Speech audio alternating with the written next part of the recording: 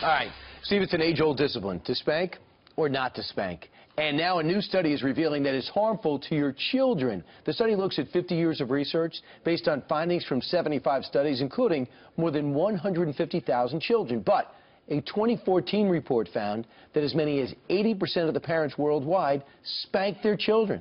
So, are they all wrong, and who's really right? Is it okay to spank? Here to debate it, two experts, parenting experts and licensed psychotherapists. You got Tom Kirsting playing the role of Tom Kirsting, and child and adolescent family therapist Darby Fox. Darby, you think it's never okay to spank? It's not okay to spank. There's a hard line between hitting is hitting, whether it's a gentle spank or not, and it's not effective. This study showed us it's never effective. It doesn't teach them anything, which is what discipline is for.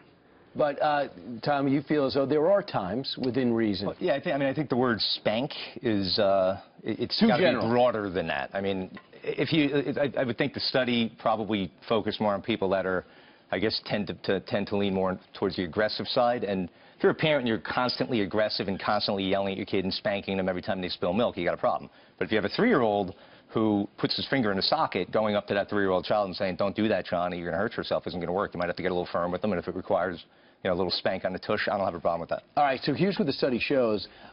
These are the negative outcomes of spanking: defying parents, acting aggressively, mental health problems, cognitive difficulties.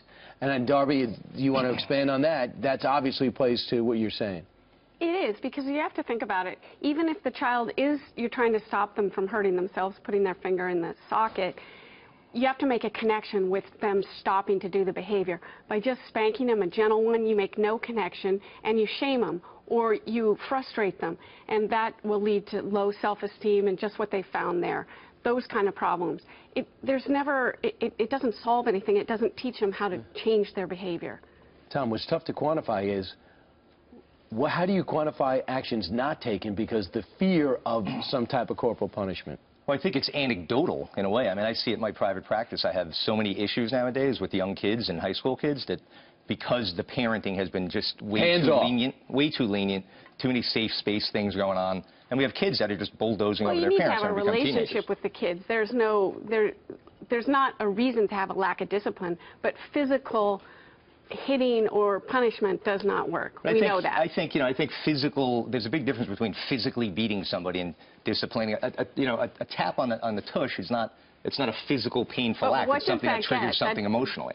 I think what you're doing is you're letting the kid know, you're reaching them at an emotional level, pairing that as a behavioral thing. I don't believe there's a connection, and this study found there's not a connection with a tap and what you're trying to get them to do. You're trying to elicit a different response. Okay, two professionals, different opinions on this, and everyone out there, whether they were a parent or had parents, have an opinion on this. So write us, tell us what you think about this study and how it worked in your life. Were you spanked? Did you come out okay? I'm going to give you guys a thumbs up. However you were raised, good job by your parents, okay? All right, Tom and Darby, thanks so much.